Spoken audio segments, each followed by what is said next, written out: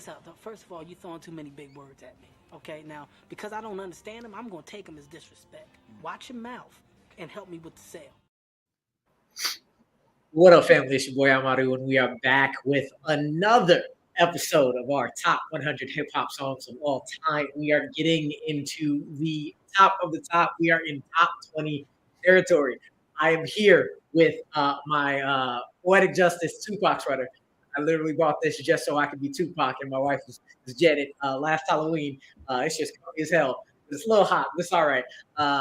As usual, get this out the way. Please subscribe to the channel, like 500 takes. Again, thank you to Barb for letting us use it. Find me at Bite Size Breakdown, bitesizebreakdown.com, talking everything about movies. And always, as usual, my boy right here, new job, training be damned today. How you feeling today, sir? Kolby, what's up? Yo, what up? It's your boy Kolby Mac, and I was at Breezy Bowl in Tampa. I'm still on that high. Have you heard about Miss Taylor? No, I have not. just put Breezy Bowl and Taylor. You're welcome. We'll do just that. Don't do it around your wife, but you're welcome. Yeah, probably not a good idea. I'll do that after, but before I leave this office. Always again as well with us. Always in the dark, but never in the dark on these topics. KB, how you feeling, fam? Shades and all as always. How you doing today? All good, man. Peace and blessings to everybody watching. All right. And last but not least, special guest. You know him from Blurs in the Hood, top-notch comedian. I said we had the big guns, and literally that's what we got. You can find him also on the Mad Titan podcast. Mr. J, Washington J, thank you for being here today, the urban gladiator himself. How you feeling, fam? Happy Charitine to everybody. Happy Fade in the Water Day. Appreciate it. Legit, this is why I'm wearing this shirt today. You know what I'm saying? It's 2 years to the day. We always wear the celebration. Nah, man, I'm glad to be here. Yo, appreciate you having me. Low key, I was like, all right, if you don't send this link, I'm going to sleep. I'm taking a nap. I am tired. Like, nah, but I'm gonna have some fun with y'all, man. So I'm happy to be here. I appreciate it. We all at that age where it's like, oh man, we decided to do this. Yes, we did. But it's all good. We gonna wake up a little bit, talk about some good hip hop. And last but not least, as we get into it next week, tentatively waiting on our guests to finalize. We will finish this off numbers 10 through 1 next Wednesday at 8 EST. But let's get into it. Starting with number 20. It's going to be one of two songs that I am so happy that made it to the top 20. Usually don't see these songs that high. Our man DMX is back, but he is not the main character in this one. On this one, it is the Lox. It is Lil' Kim. It is DMX. It is Money, Power, Respect. I had it at number 120. Kolby had it at 24. KB had it at 65. Kolby, you had it the highest on this one. I'm going to go to you first, sir. Listen, so there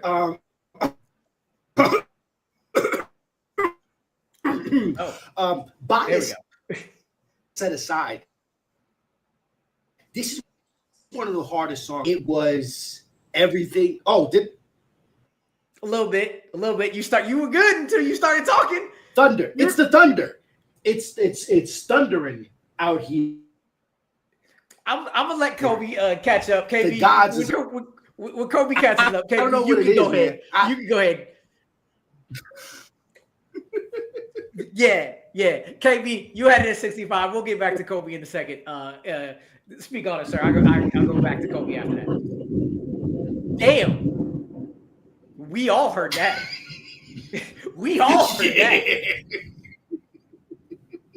Maybe they is it because they love Money, Power, Respect? Do they not like that it's there? What's happening? I don't know. Sound like the storm knocking on his door. Seriously. Hey, I don't know how much of a lag that there is right now. I'm hoping that it's trying to catch up. But yo, damn. Let me tell you something. As somebody who's had this happen to him numerous times on Blurs in the Hood, I get it. But damn. Damn, that Thunder just said, "Nah, dude, we gonna let you come back." KB, I'm gonna go to you. Kobe will come back in a second. Yeah, it was really tough. Like I said, putting this whole list together, and I didn't really know where I wanted to put Money, Power, Respect at. I'm not mad that it's in the 20 spot right now. Um, this was a tough ensemble of artists. Um, a club banger for sure. Um, what I always admired, uh, one of the things that I always admired about Kim is, to me, like she really uh, could run with the big boys for real. No nervousness or nothing. Like she cut just like them. Um, so yeah, that's really all I have to say about that. This is just a classic song. There was a. Am I confusing this with wasn't there a version of this with Biggie on it, or am I confusing that with another? I think you're confusing that with something else. Kobe, you here? We're gonna wait to see if you catch up a little bit. But I don't know another version with Biggie on it. No, it's just but this one. Yeah, just this with Locks and DMX. Oh, you know what? You know what? I was just thinking about All About the Benjamins. That's what I was thinking about. Because Kim killed it on that too. But yeah, this was an all-time classic hip hop song, especially in the club. Yeah, Kim kills it on a lot of songs that ain't hers, as we'll see. Maybe more than once today. Money, Power, Respect is a song that I'll be honest, I haven't heard in a long time. But you hear that beat, like it comes in hard. Jadakiss reminds you of how much of a lyricist, a banger he is. You are 100% right. Kim absolutely kills this, and all she does is have the chorus on this song. Like, comes in and everybody remembers this part for her, not even realizing all she does is really say like 4 or 5 different words, and she comes in hard as hell. Absolutely hard as hell. Jay, I'm gonna go to you. See if by that time, even though the Thunder's being loud as shit over there, by that time maybe Kobe will be back. I feel like, Money, Power, Respect also, like, it comes off of the heels of everybody using Scarface, right? I believe in money, power, respect. First you get the money, you get the power. It quotes the movie. And it was just the way Kim coming off of hardcore helps in that opening, right? You get her coming off hardcore, but then you got to remember, we just coming off of Biggie's death too, on top of this. So everybody on Bad Boy is still trying to be business as usual, but go even harder in remembrance of Big. Now, X is gonna be X, but also one thing this is for sure is a Swiss beat by Swiss Beats. There's things about anything that's a track that Swiss does, you can tell, you can hear, you like, that's Swiss. There are like 5 or 6 distinguishable hip hop artists without having their names mentioned. You know what I'm saying? You can tell pretty much a Manny Fresh beat. You can tell a Scott Storch beat. You can tell a Pharrell beat. You can tell a Swiss beat. You know what I'm saying? So it's like, that's what this is. So where it ranks, like, it does still go off in clubs, but I think the thing about it is when it go off in clubs, it'll go off for a minute, but ain't nobody trying to hit a whole thing in the club. Ain't nobody trying to, you care about the beginning, the opening chorus, and you might get through a verse or two, but that's it. That reminds me of Swag Surfing. Everybody like wants to get the initial part of Swag Surfing. Nobody care about the lyrics to Swag Surfing. Nobody knows that song past the initial swag and the initial surf. Nobody knows the lyrics at all. And like most DJs, if they keep playing it, I'm like, fam, you got to know. Like after the first one, it's got to keep going. You got to move on to something else. Got to move on.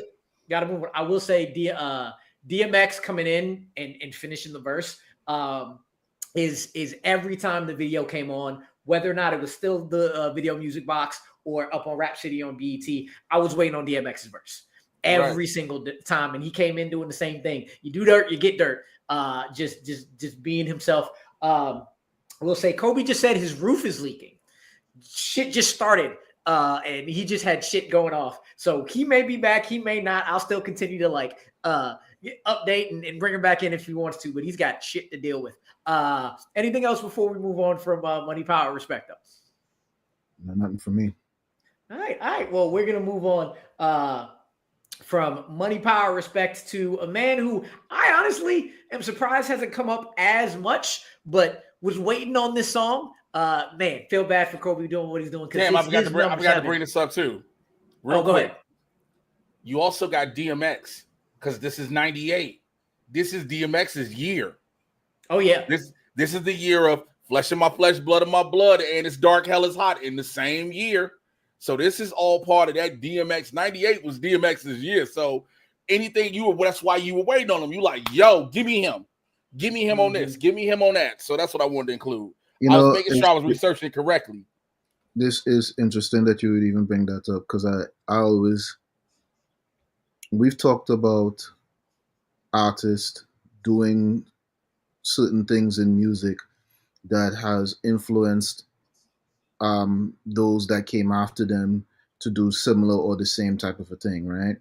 And I was certain that after DMX did that year, that would be a reoccurring thing with other artists of his caliber going forward. But I can't really recall anybody else that has done that successfully to that level since then.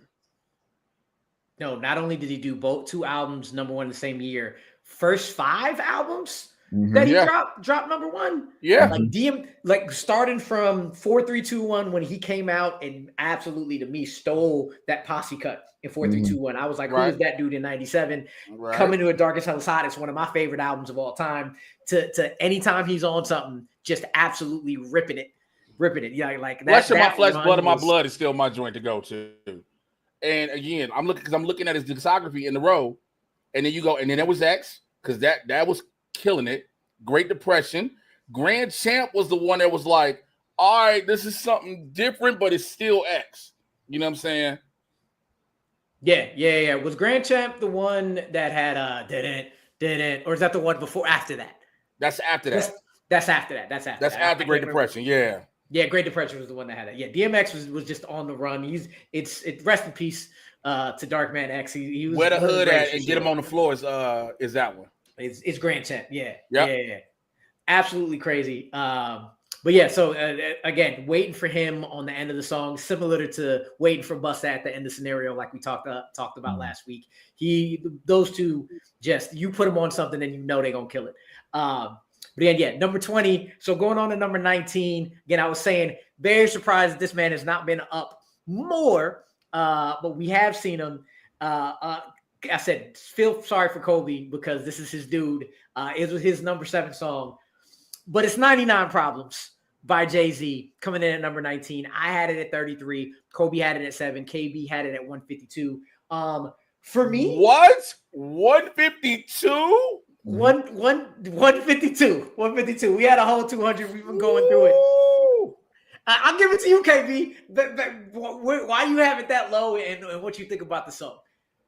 99 Problems was cool, but again, when I was putting this list together, I was trying to focus on songs that weren't only just popular but had a cultural impact. I'm not saying that 99 Problems didn't, but for me, compared to all the I don't.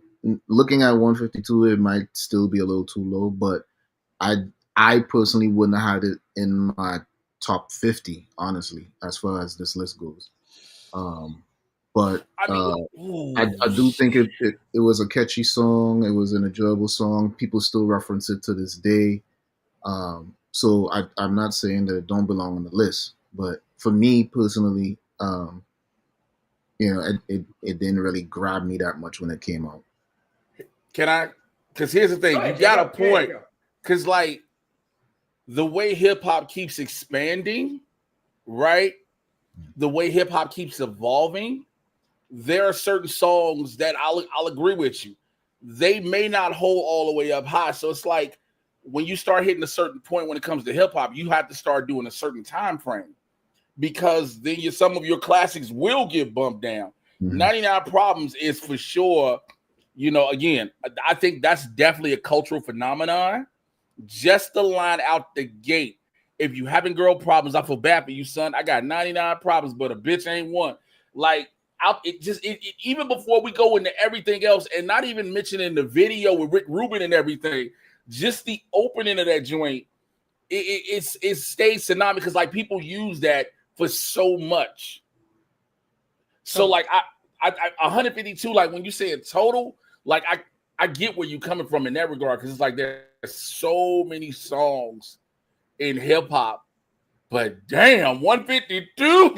So it's funny because so there was a conversation a couple of episodes back where Kendrick Lamar's song had made it on the list, and I was saying to myself, I feel like it's too early for a Kendrick Lamar song, that particular Kendrick Lamar song. I can't remember which one it was though. It was not like us. Me and Kobe had already said, yeah, this is it. This is gonna last. You weren't sure about it. Right. I put swimming pools. I put swimming pools before Not Like Us all time. I'm not mad at it. Yeah, but I just felt like it was a song that it was still fresh. It was still kind of new, and I was looking when I was putting my list together. I was looking for something. I was looking for stuff that had not only longevity, not cultural impact, but also longevity, right? So I was saying, like, because there are diss songs and stuff like that that I don't know how old you are, but there's diss songs that we still reference that are old, but the masses probably don't speak on those songs that much now than they did the first 5 years those particular songs came out. There's a generation that don't know about Ether. You know what I'm saying? Right. There's a whole generation don't know about No Vaseline. Like, there's so many. I get where you're coming from in those regards. Yeah. I think also I look at it like this. This song aside, can this song be played at any moment, any point in time, and the majority of the crowd gonna go, yo, and rock with it immediately? I'm not saying Not Like Us isn't like that, but I'm just saying, like, when you're looking over the test of time, it'll be there for sure. Because again, it swept the world. So there's no doubt about it. But if you, like you said, you're gonna put a Kendrick song, nigga, the Sentinels are coming for you. Yeah, they are. Like, Kolby, they for real. You part of the Mutant Registration Act, my brother. You need to go ahead and talk to somebody. You need to go and get right with God, because that don't sound safe. Sound like you did some evil. You might want to say your prayers and take your vitamins. Rest in hell to Hulk Hogan.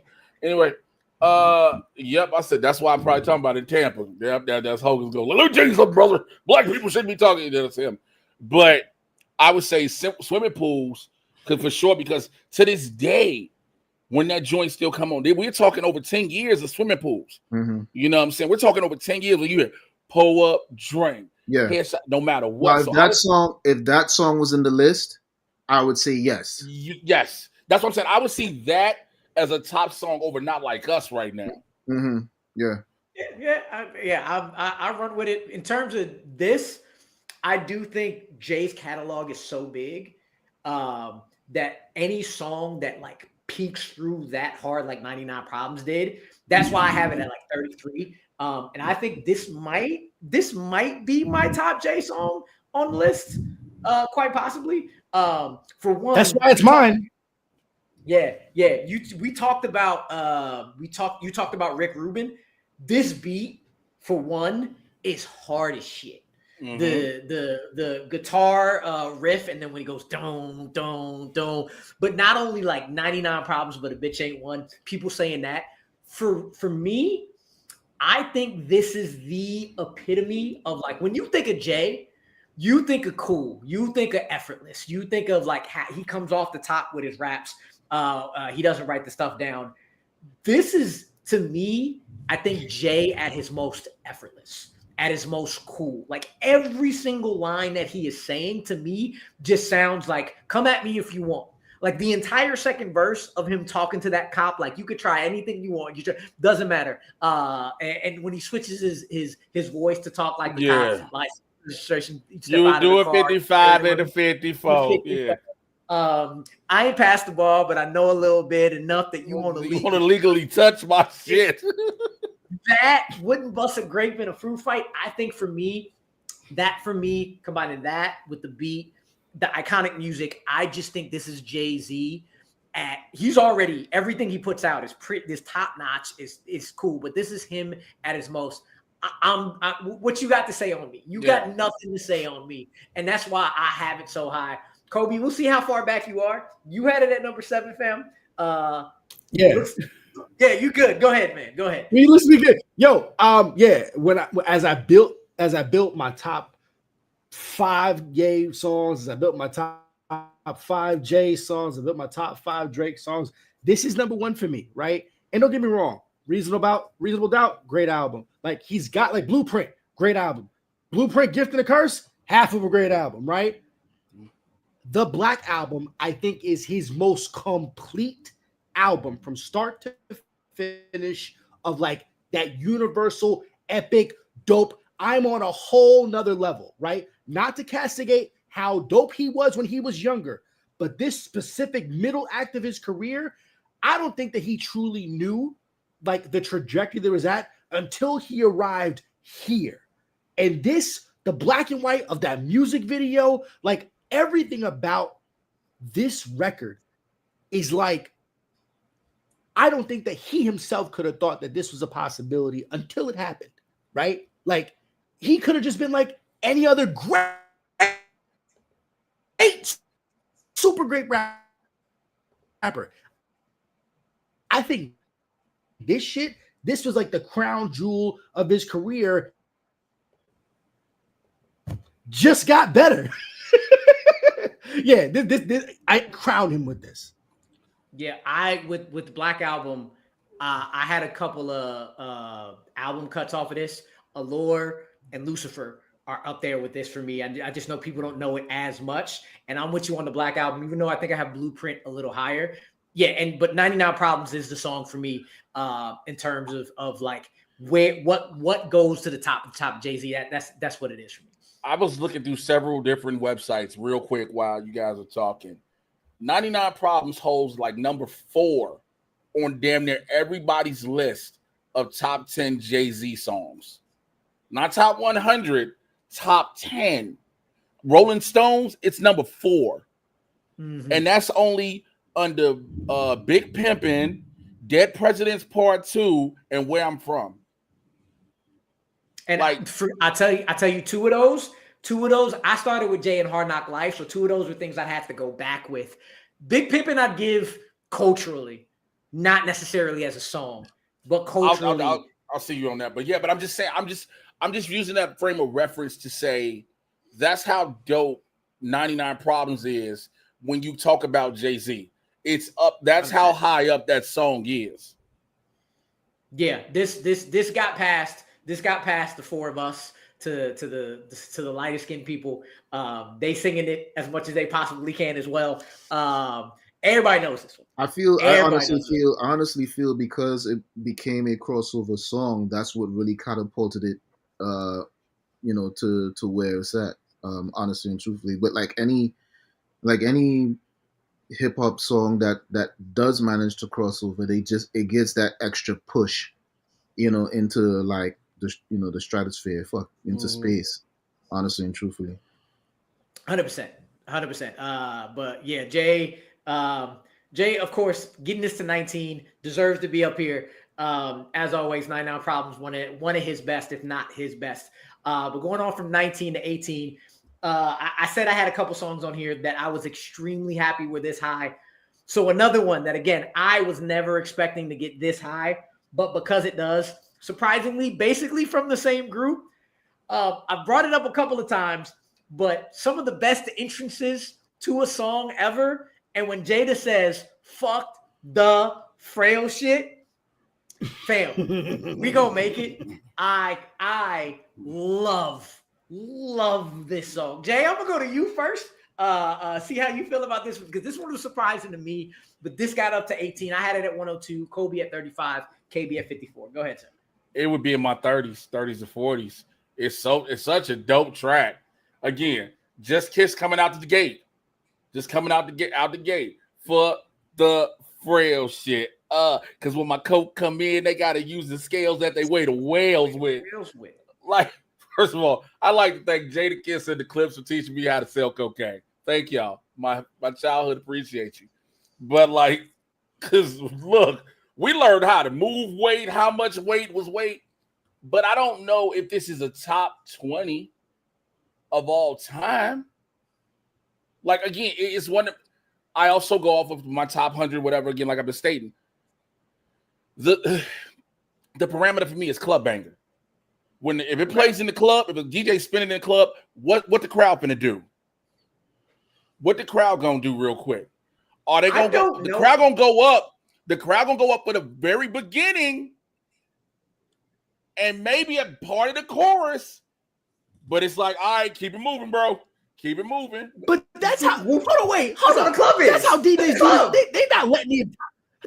They're not letting the entire record rock anyway. You will get some let a record rock, bro. I have watched some every now. It's a rarity.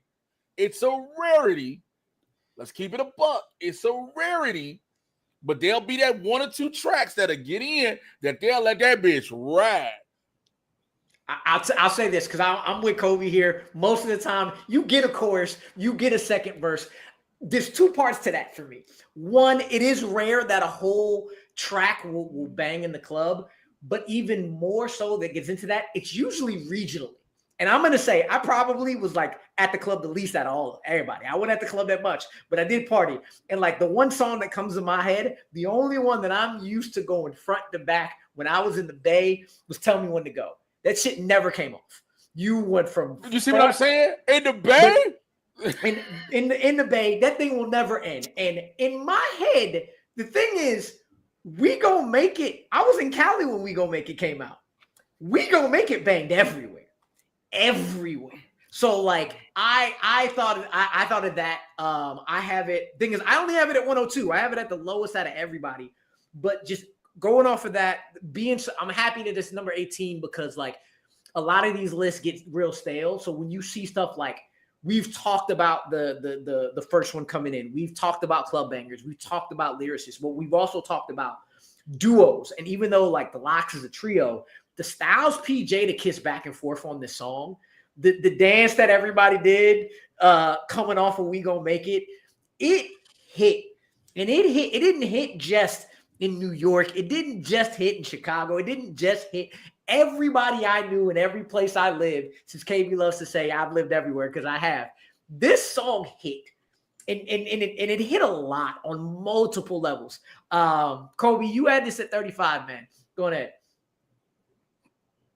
Yeah, so like I was saying, kind of the thunderstorm messed up my entire flow, right? But understand, I was born in Miami. I was raised in Yonkers, New York. So X holds a very dear spot to me. The Lox hold a very dear spot to me. They shot Money, Power, Respect on Ravine Avenue. I was 200 feet away from Lil' Kim's natural ass at that time, glistening in her glory in a white limo, okay? Anything that comes from the space that I grew up in, shout out to the second unit murder. Yeah, we good now. We can say that. I love this song. And yes, I couch my bias to understand that there's an electric fervor of just togetherness that I do think crossed Yonkers, crossed out of the greater NYC tri-state area and made its way even to Oakland, even to all of the parts of the West Coast, and was embraced to say, you know what? This is our anthem, right? We gonna make it.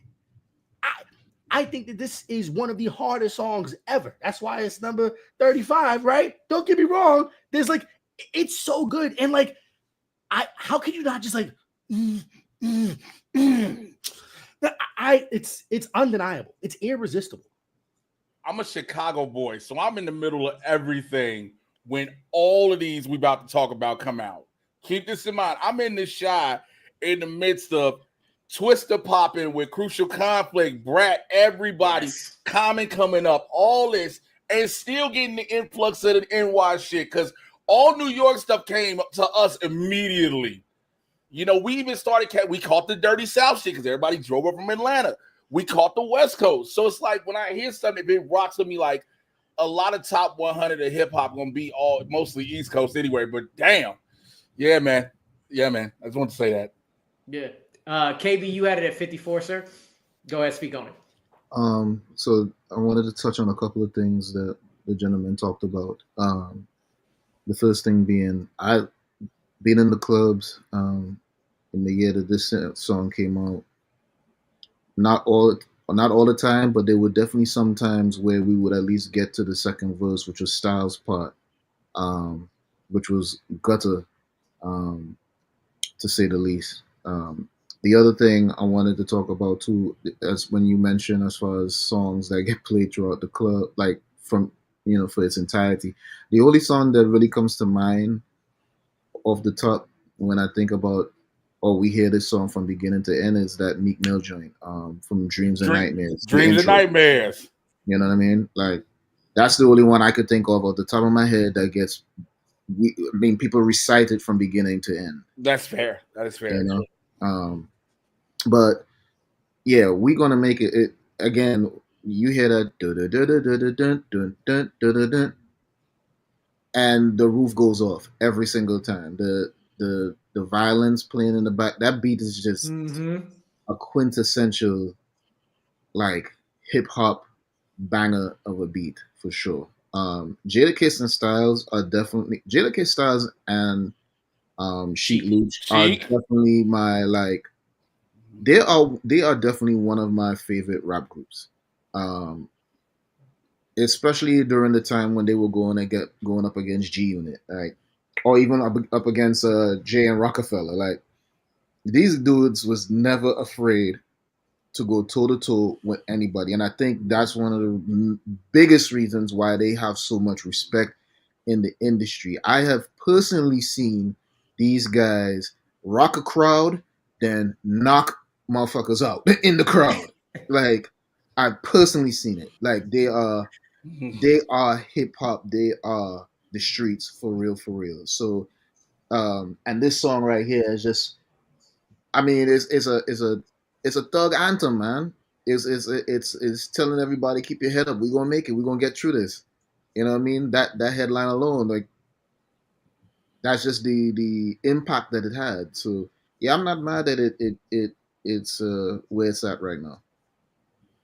Not at all. Like anytime I hear Jada go, we make Soul in the Hood, we make Candy Rain, and on top of the entire vibe of the song. So I think I said I was in Cali. I can't remember if I was either in Cali or I was in Chicago when this song came out. But again, everybody was doing the who did it first? Was it them or was it Dame that did the little like they did this? That was a Dame thing, but they definitely, I think everybody kind of adopted it when you talking about something that just like knock.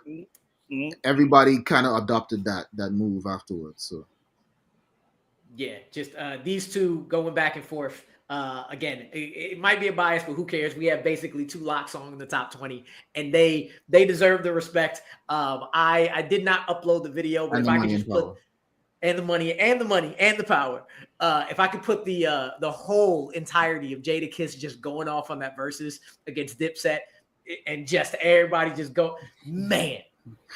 People man destroyed off. Look, Sheek and Styles was like, let him have. Do you remember? Y'all remember Infinity War, right? Do you remember the beginning when Thanos ran up against Hulk and Cole Obsidian was about to jump in, and Ebony Maw was like, nah, let him have his fun. Let him have his fun. That was literally Sheek and Styles in the garden. They was like, nah, let him have his fun. Kiss was like, yo, I run through all y'all. Like, what are we talking about?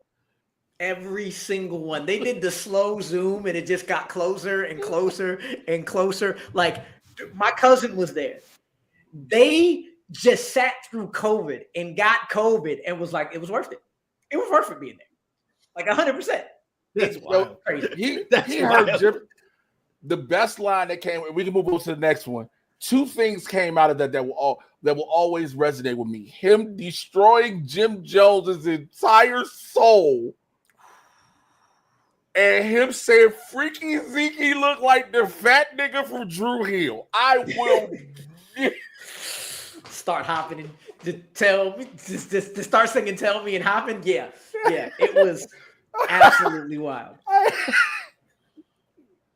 Absolutely wild. We talked about culture. The Locks is the culture. That's why he's on there. But we gonna go from number 18. We've had some pretty East Coast songs on here, so we're going all the way back to the other side to one of the smoothest dudes ever to do it. It's Snoop D-O-double-G. It's Gin and Juice at number 17. I have it at 29. Kolby had it at 79. KB had it at 82. This song for me. And another one that I'm pretty sure a lot of people are waiting to come up a little bit later down the line, whether it's today, whether it's next week for the finale.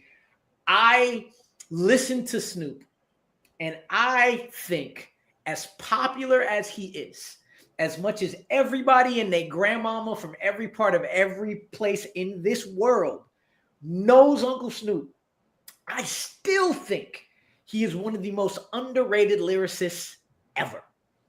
Because his lyrics, every time I sit and listen to it, I'm like, he doesn't get too much into the double entendres as much. He doesn't get into the metaphors as much.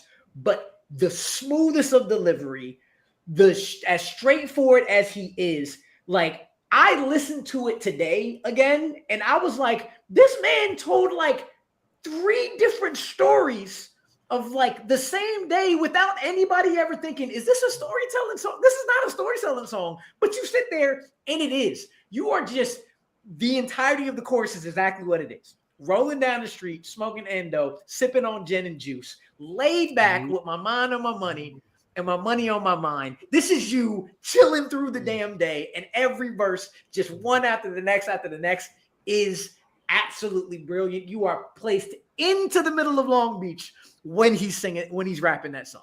Go ahead, Jay. Hi, I just have a personal problem with this song.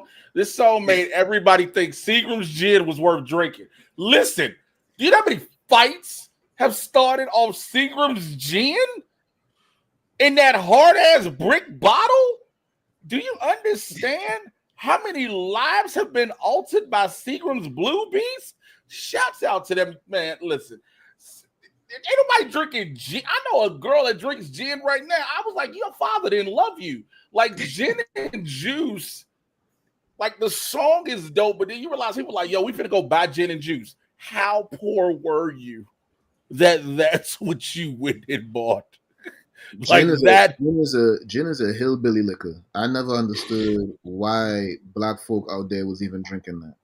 Because they was tired of drinking. They were tired of drinking malt liquor. They said, nah, we don't want this Colt 45 shit no more. We need to be elevated. And they went with gin. Remember, black people ran through a Bacardi phase at one point, and then diabetes kicked in, and everybody was like, yo, we're going to chill. We're going to chill. And there's too much sugar in Bacardi rum. Who knew? Remember when they were just Hypnotic was the drink of choice everywhere for a long time. And we realized that's fucking Kool-Aid. Hey, remember when we saw somebody said, what if we took this Kool-Aid and mixed it with the worst liquor possible in Hennessy? Incredible. And wonder what they happened. And it wasn't because it was green, it was because you were ready to fight everything. Yeah, we definitely did not make the best decisions when it came to what we drunk, but songs about how we drunk and when we were drunk are undefeated. This is one of the coolest West Coast songs of all time. Glad wasn't no phones around. Not when I was drinking. I had to have been like 5 or 6 when this song came out. I remember going to Fort Lauderdale to my cousin's house, and he painted the entire album cover like on his garage, right? Like this was like Snoop was so embraced. It's crazy to think because like he was way more embraced than any other West Coast rapper alive at that time, right? way more embraced, obviously, than Pac. And like, I truly, even though I don't have Snoop as a top 5 rapper of all time, I think his cultural relevance, I don't know how you can like argue of him not being on the Mount Rushmore of hip hop. He's up there culturally. He's up there with Big and Pac. 100% up there with Big and Pac. And I would honestly, the more that we've gone through this, I think we played ourselves with Pac, bro. Ooh. In what way? In what way? Because we don't have much of him.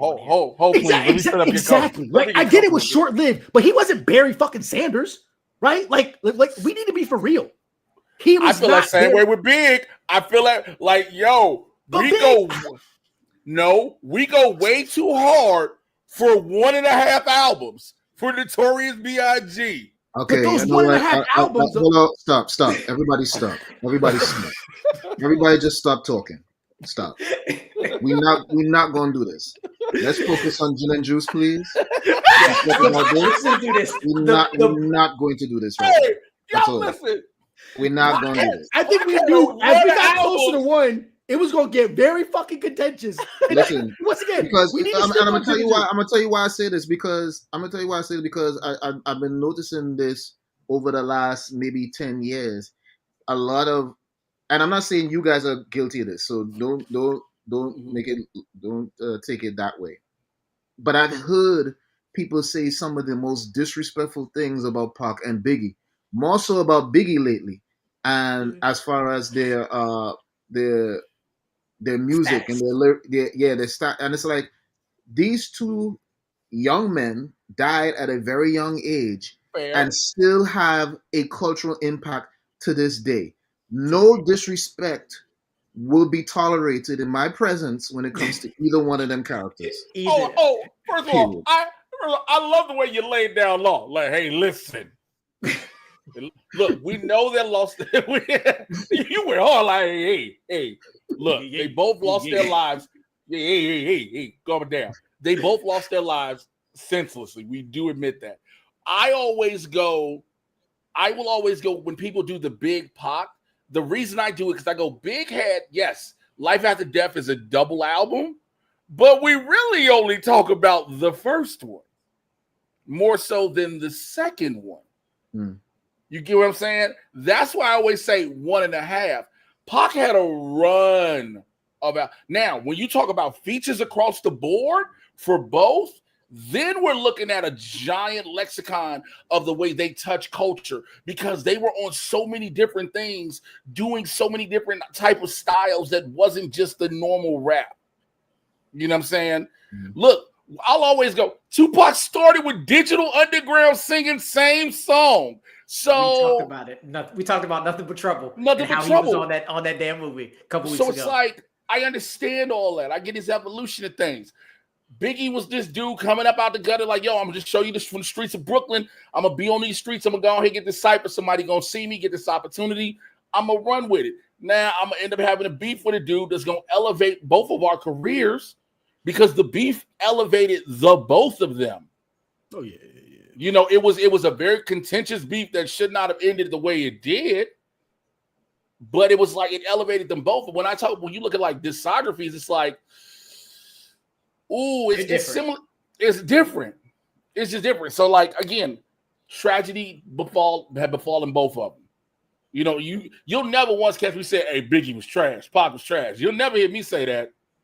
You'll never, because look, I would love to have heard a Pop Smoke, God rest his soul, Tupac crossover, Tupac feature. Something like that. So that's my stand on that. Yeah, but no, with I mean, but Gin and Juice, like it's. Now go ahead, Kolby, go ahead. Yeah, KB, you. I was just saying, like Gin and Juice, just forever classic. Forever classic. There you go. Yeah, no, KB, I'm sorry, I got a little bit lag. You had an 82, bro. Go ahead. You good, KB? Yeah, I'm good. I'm just watching the two of you. Trying to figure out what's going on. KB, go ahead, man. You had Gin and Juice at 82, and we got it at 17. Yeah, Gin and Juice. What you said earlier about Snoop, I think was very accurate as far as him being a very good storyteller. Like he wasn't really known for like very slick metaphors or anything like that, but um, what he was good at was shit talking and storytelling, um, and that's what uncles do, right? Shit talk and storytell. So I think he he was in that lane. He rode that lane very well for a very long time in his career. So, I will never, and that's another person I will never allow anybody to kind of disrespect as far as, um, his impact on the game. Um, his impact was strong. When a lot of rappers that came out around the time that he came out came and went, he's still here to this day, and he's elevated even past what he's done musically. So, but yeah, Gin and Juice to this day, if I hear that song, I can sing that song from beginning to end because it's just that enjoyable. It's that well put together of a song. You know what's crazy is you bring up how Snoop's relevance. I was coming from the gym earlier today, and on my shuffle playlist, "Gorgeous" from the most recent album he dropped came on. And it made me think about it, how this album probably would have done bigger numbers had it not been mired in controversy with him performing for a certain thing. Yeah, 100%. You know what I'm saying? So it's like you talk about the relevance of somebody like that, like, yo, he dropped the album. You know what I'm saying? I was fortunate enough to be in his Out of the Blue video. So I'm like, damn, this album probably would have done way bigger numbers had he not done what he did for the bag. Right. 100%. 100%. And you know what? I low-key forgot that he did that. There's not many people that's going to let you forget some stuff. And then you're like, damn, Mark. Damn. Any final thoughts on Gin and Juice before we go over to number 16? I'm good.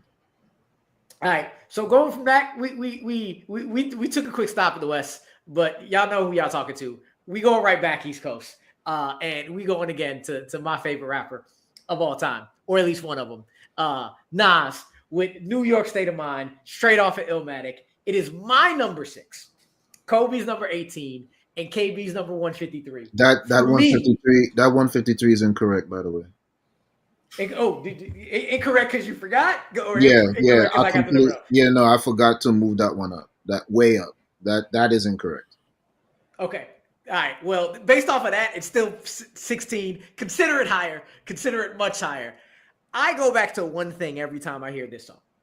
We've talked about the Illmatic songs. We've talked about Nas and his prowess. We've talked about Nas and the combination of producers he's had on this album.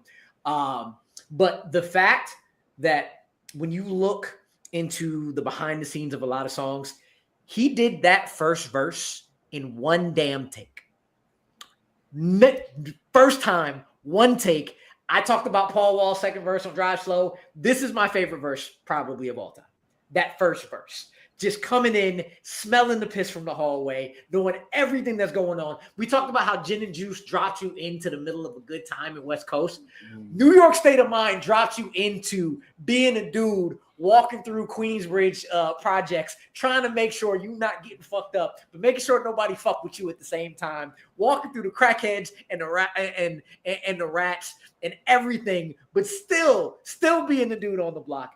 I think this is probably Nas's best song. Maybe not his most in the overall sense. You got If I Ruled the World being able to be more popular, but just Nas getting on his storytelling, his lyricism, getting on the gutterest of gutter beats, and just telling everybody from it feels like to me when people first heard this album, because I was not young enough to be able to I was maybe 4 when this came out. I had to come back to it. But the way I feel yes, KB, I'm sorry. The way people came through and said, who is this? When you heard Nas on Live at the Barbecue, when they dropped Illmatic and New York State of Mind played, and you're again, who you sat up on this song. You sat up. KB, I'm going to go to you next, just so you can give a lot more love than that number hits. To speak on New York State of Mind, Still muted. Okay, there you go. Yeah, I'm sorry. Every time people say I was 4 years old, I was 5 years old, it just be hitting me in my gut every single time. Bro, listen. Listen, hey, I'm over here like I will kill you through the screen.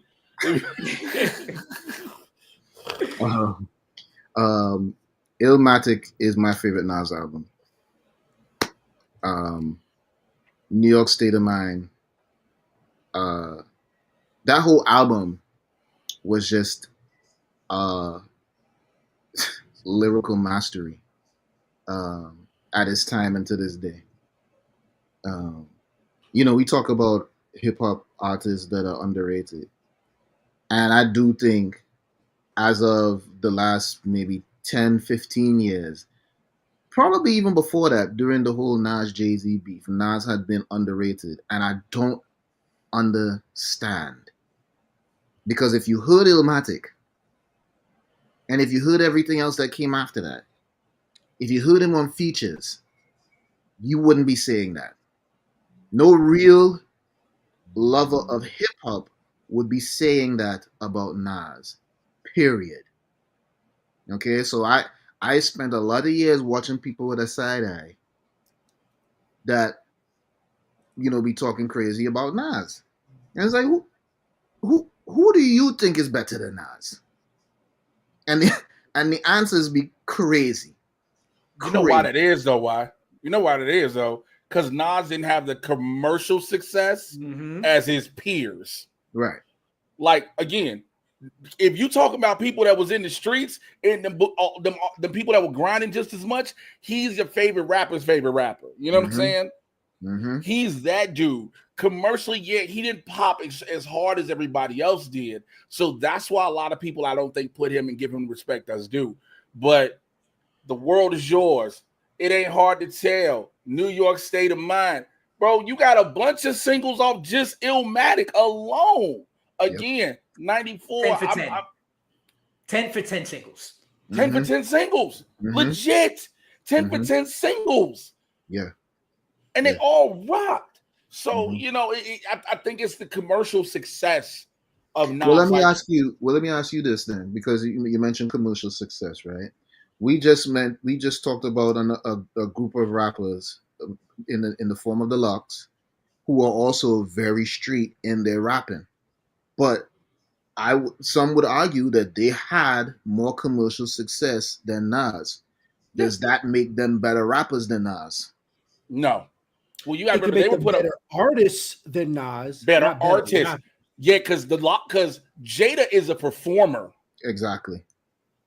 Nas is an artist. Nas will walk the stage, but Jada finna perform, which is why when you look at, even with the Locks, people were pulling Jada out for features. Even though the Locks were still together, they were just grabbing Jada. It was like, yo, we love what you do lyrically, Chic and Styles, but we need something that's going to take this over the top. Nas can give you a cold beat, cold verse, and you be like, damn, this is dope. Jada, if you bring him on stage, it's a whole other level. Yeah. That's a good point you bring up. And I think if people made that argument as far as artist versus rapper, fine. But to say that Nas is not a great rapper, not a great lyricist, fire for that. I'm very glad I've never been around anybody who's ever said that in my life. I've heard he's not better. I've definitely been in conversations where fights almost broke out over that.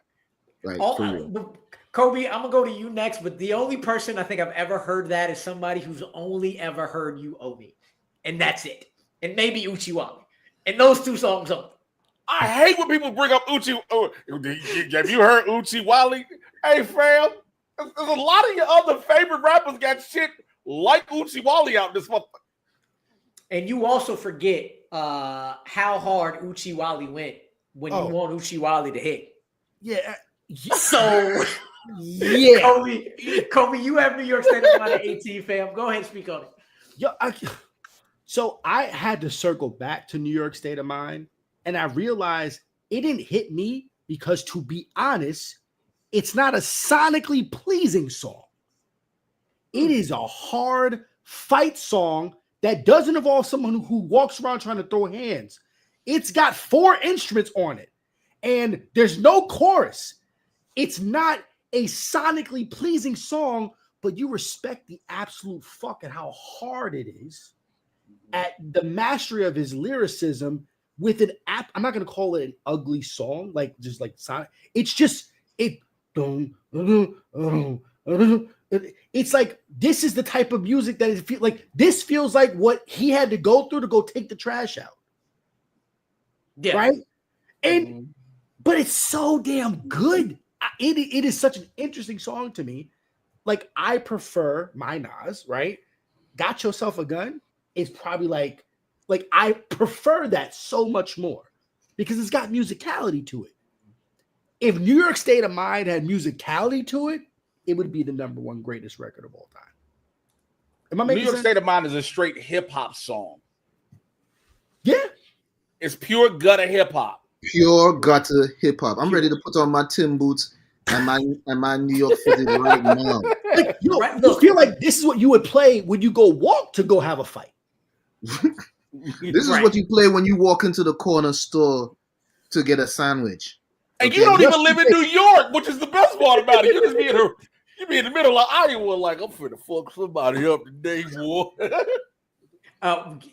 Speaking on what you prefer, a song played. I just quick aside, still on Nas. A song played earlier. I was like, how did I not put this song on here? But like gutter, but like taking the gutterness of New York State of Mind, but taking the sonically pleasing, because I like how you said that, sonically pleasing of Got Yourself a Gun.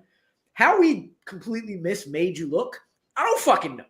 I heard that. I was like, why is Made You Look not on here for me?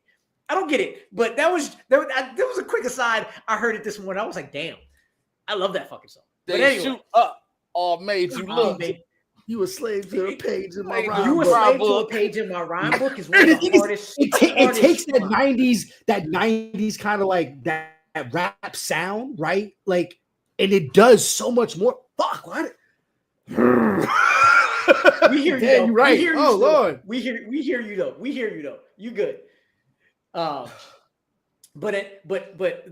we talk about lines.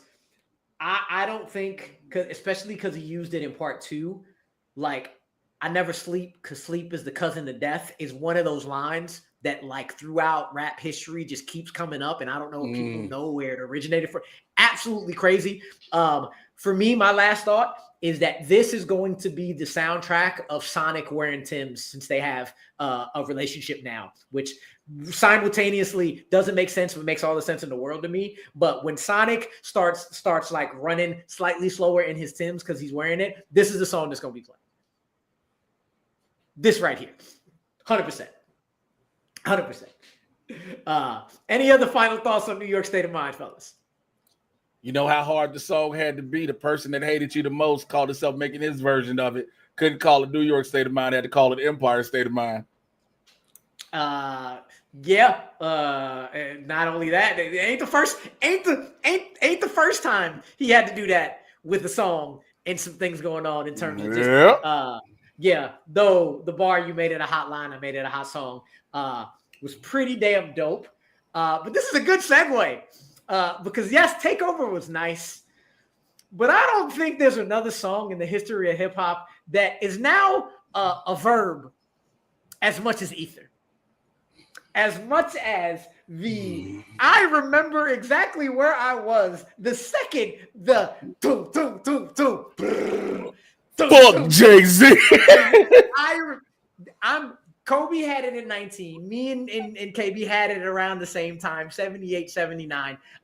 Jay, I'm going to go to you first after I talk about how I was in the elevator of Regents Park apartment building on the south side of Chicago on my way to Beasley Academic Center when I heard that happen and never forgot it ever again.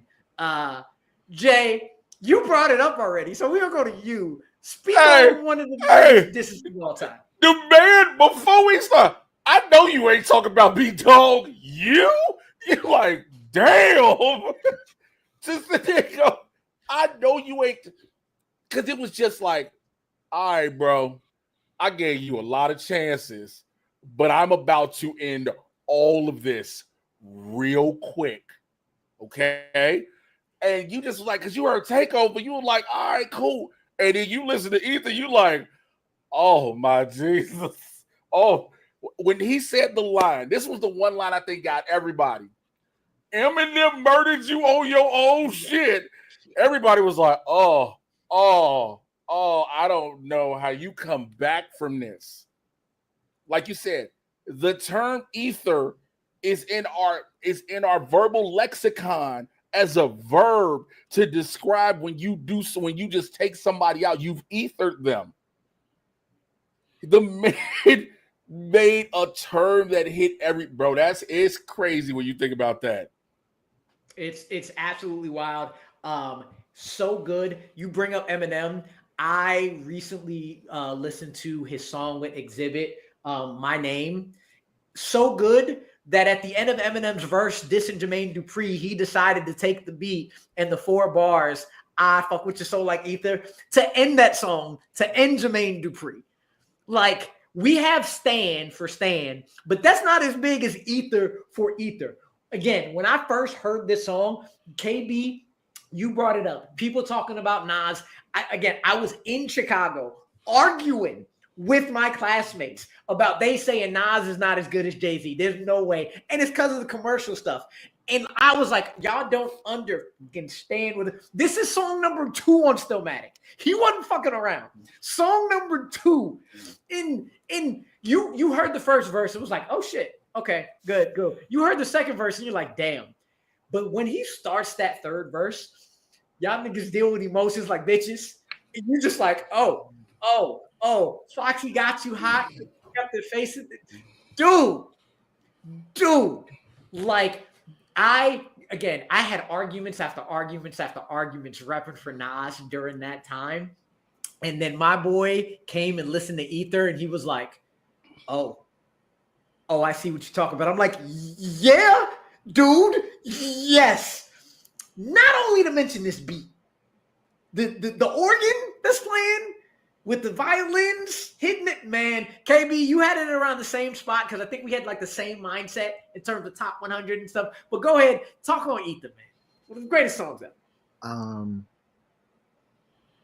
I remember when the Voice of New York, at the time anyway, Angie Martinez,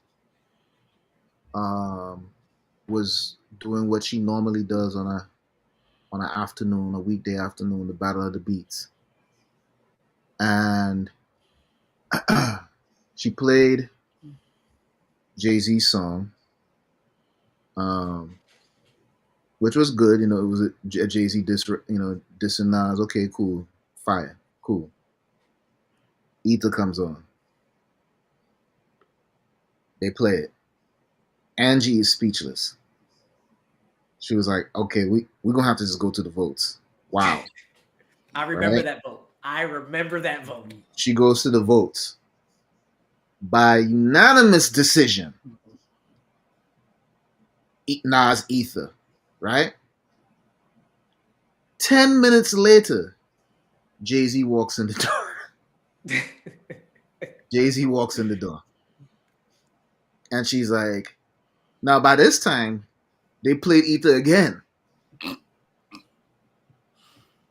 Okay? So now he's walking in the door.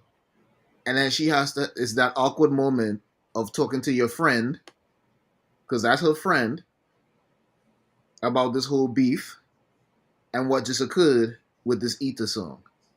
Let's just say there wasn't much talking about the beef when that Ether song dropped.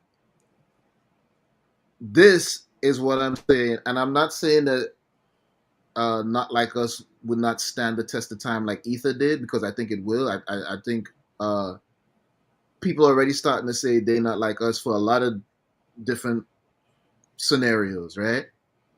But this was the first of its kind, right here. And boy, I ain't gonna hold you. I was so happy when Nas dropped this song. I was so happy because, and it wasn't that I like, I dislike Jay-Z because I mean, at the end of the day, it's all hip hop, right? But it was just pissing me off. Like how this beef even started was irrational to me. And the fact that Jay just kept poking and poking and poking and poking and poking, and I'm just like, this shit don't make no sense. Like, you really starting to sound like a bitch. For real. And then Nas spanked his ass. He took the belt off and he put it to his ass.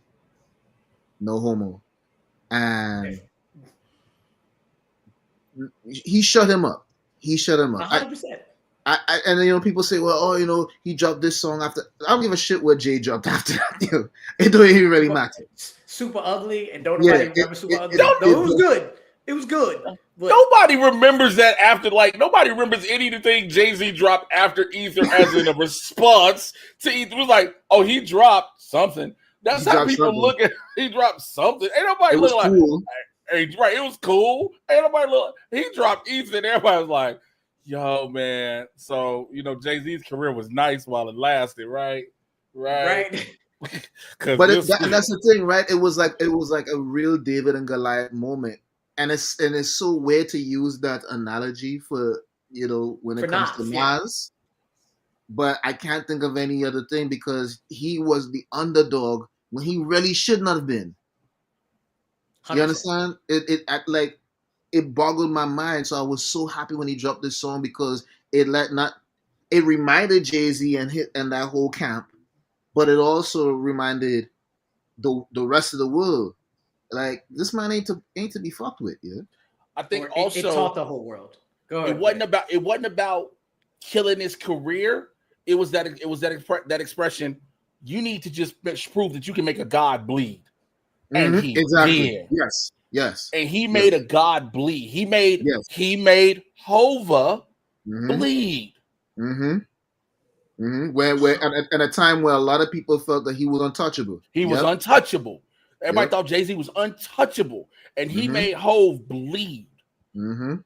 Like crazy. Kolby, you've come on here all summer a lot of times with like a lower ranking. Like, look, I got my J up top, I got my Yay up top, but I knew you two fellas was gonna bring it down for us. This is all you this time because we had it at 79, 78 because there's a lot of great hip hop songs. So when I saw you put it at 19 and I was like 15, yes. So I'm going to you to finish this off, man. Go ahead, Kolby. Yeah, tell us how old you were when you heard the song. The man. It didn't matter. The man said, I rock hoes, y'all rock fellas. This is one of the most homophobic songs of all time. Yes, it is. It only could have lived in a time. Like, the way that he was emasculating Jay in every bar that he could. I wanted this. Enough is enough. Stop. Let him breathe. Let him get up. What did the box say? No mas. No mas. Bro, he called it Cockafella Records, bro. He said, your dick-sucking lips.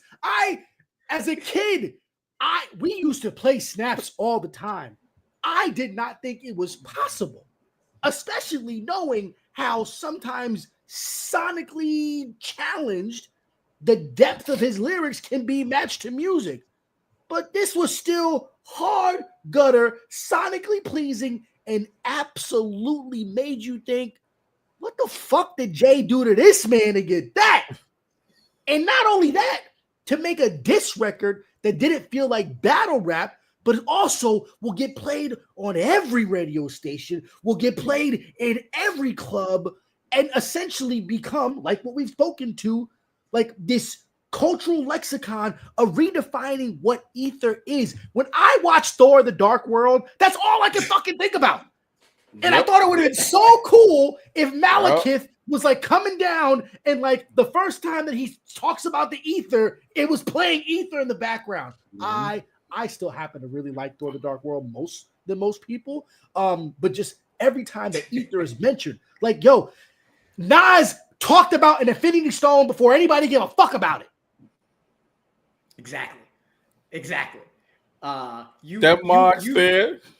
Fox, you think Fox got you died because you got a face in the puss? What you think you get girls not because of your looks? And in the background, please. And in the background, you hear him going, girls. That nigga said, Negro, please. I said, ah!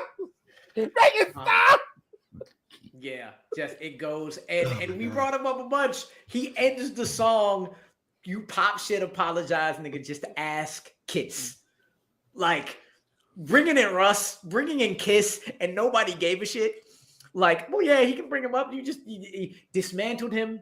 And I'm gonna be using sonically pleasing a lot from here on out when talking about Nas, because that's a good way to compare. Like when you're like, man, I love this, but that's not sonically pleasing. Thank you for that.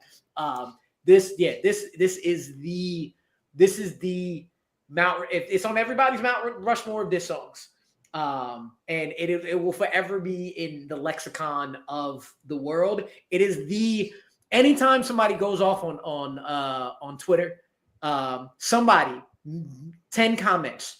If it's less than 10 comments, people are failing. Somebody's like, please put this to the background of ether. Please play this along. Ether. Yep. And then you hear it, and you hear somebody going off, and you hear the dent. You're like, yes, perfect, absolutely perfect. When Stephen A. Smith went off on Jason Whitlock, I remember somebody was like, please put that to the ether beat. And I was like, ooh, excellent. So just absolutely immaculate, absolutely amazing. So yeah, I mean, we're not necessarily saying that songs are like better than ether as we move forward. Just hip hop is hip hop, so we got a lot of different things. So the next one we're going on is probably another one of those songs that like hit mainstream and never went back. And yes, we have that one guy on here, but he went by Puff Daddy at the time, not Diddy. And it's Mo Money, Mo Problems by the Notorious B.I.G., Puff Daddy, and Mace. I have it at 136. Yes, I have it at 136. Kolby has it at 22. KB, you have it at 14. I'm going to go to you first, KB. Speak on Mo Money, Mo Problems. Who don't like this song? I don't know. Like, for real. If you don't like this song, please explain to me why. We had the Bad Boy royalty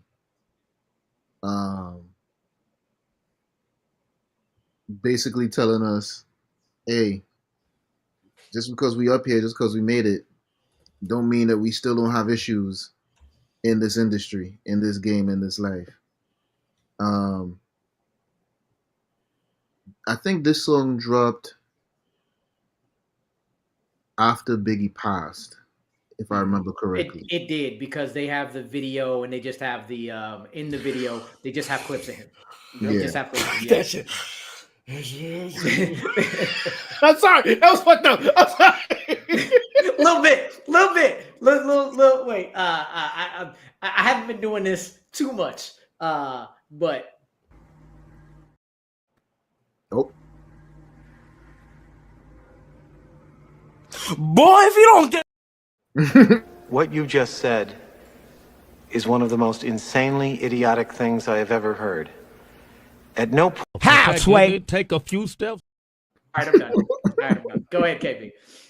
Yeah, this was a joyous but sad moment. It was bittersweet, I guess. Yeah. You know, we lost a great in the game. They dropped this fire of a record. And I ain't gonna hold you. I didn't know how to feel when this song came out. Like it was like, damn, man, Big gone. Like, look at this. Like, look what he doing on this song. Like, damn, like I would have really liked to see what other stuff he could have given us. if he didn't lose his life so early, you know. Um, Mace also uh did his thing and reminded a lot of people as well. That's another rapper that's been slept on a lot. Mace, I think his peak moments were with Bad Boy around this time. And Hard then World is a slept on album. yeah, Slept very on album. slept So on. good. Very slept on. What you talking about? Listen, everybody love Mace. Everybody love Mace. Like, listen, I don't know if you know, but I know I'm one of the best. Yeah, it was this was a very enjoyable song when it came out, and it just it kind of highlighted for me anyway what Bad Boy was capable of at that time. I do think they could have. I don't think they were as. I don't think they were as strong as Death Row at the time, music wise. But I felt like this around this era of Bad Boy, it definitely showed us the potential of them possibly really taking over the game and becoming a juggernaut like a Def Jam or a Tommy Boy or any of those other labels that existed at that time. So yeah, I couldn't see myself putting this song any lower. Um, just off of, I mean, we still jam to this, man. To this We are day. still two step into this. Every cookout, every Every wedding, cookout, every just party. all the time. Yeah. Kobe, you had it at 22, sir. Go ahead, speak on. Yo, that's real, yo. That's just nah, no, bro. Like, this is like prime shiny suit man era of Puff, and I think that he threaded the needle as best as he could to like allow that moment of grief and then go straight into like we about to get like into like a celebration of life, right? Being able, I think this is one of like the greatest like uses of a sample, like ever. 100%. Like, this is like such an, like when KB said, who doesn't like this? How do you not instantly like smile when you hear this, right? Like, the fucking Trolls movie used this shit, and like, you know what I'm saying? Like, and all you do is get mad happy, and you're celebrating one of the greatest voices in hip hop history ever with another great artist in Mace, and like new puffy weird, no Diddy shit aside, you can't knock that. Like, this was one of like the greatest celebrations that we needed, because we didn't know, like, yo, we lost two humongous like heavyweight titan figures way too soon to each other, and we still don't have a sense of catharsis of like we just had to like make peace with like I don't know, right? And all we could do was lean into the music, and I'm so glad that like we were able to capture that verse from Big and be able to use this. And like, yo, like for real, the music video is just so fly. Like, I want to get a shiny jumpsuit, bro. I want the glittering shit blazing in the background. And like, it wasn't, what's crazy? This also wasn't about bad bitches, right? It wasn't about fat asses and big titties everywhere. Like, I feel like I experienced a lot of like loss when I was younger. This was almost like funeral music. Like, once we went to the repast and the music started going, like, we play this. I can see it. I can see it. Jay, go ahead, man. Speak on More Money, More Problems. On that Life After Death. I think everybody said it, best. Also, the fact that the video, the inside of the cheese grater, like, that's what everybody always go to. The inside of the cheese grater, like, this was, God, please forgive me for what I'm about to say, but the comic in me can't help but say it. This was early Freak Off Puff. And so what we know was there's a lot of baby oil on set, probably on the shiny suits. And so in the midst, like you said, in the midst of Biggie having just passed, you understand, like everyone does, unfortunately, you have to move on. You have to go forward. And the best way to honor that man was, look, this is one of the last singles. This is on his Life After Death double album. You know what I'm saying? Let's make the video, and we're gonna do. It's gonna be sad as shit, especially when All About the Benjamin. All this is gonna be sad as shit, you know. But we gotta do it. We gotta do it. This is our way of healing. I'll attribute it to Black Panther, Wakanda Forever. How the cast had to move on with Chad's death. We have to film this. We have to film this the way we have this set. We cannot bring in anybody else to take his role, take his place right now, because we need to have this cathartic moment of letting go and us having to accept and embrace it. Right. And so that's what this is. But again, like you said, KB, you got to be an evil human being in life for this song not to come on and you not smile. You got to be a demon in your soul, because you will perk up whether you want to or not a little bit. 10 years from now, we still be on top. Yeah, I thought I told you that we won't stop. Technically. Only cases. To quote, let me say it like the great Mason brother. You know, you said you won't stop, but the court system said otherwise. I'll put a little bow on this. I love this song to death. I was in a grade that will be not mentioned for KB Sanity when we had a talent show. One of the older, a couple of students from older grades was coming down and watching us while our teacher had to do something real quick, and they put on the talent show. This was the song I rapped. I didn't rap it very well because I didn't know every single word, but I knew it was kind of like me, everybody singing along the crossroads, thinking they know the words, but just saying the sounds. That's what I did until I got to Biggie's part. When I got to Biggie's part, every word front to back, while I was editing myself with the curse words, was happening. It's Kelly Price singing on the chorus, right? I believe it's Kelly Price.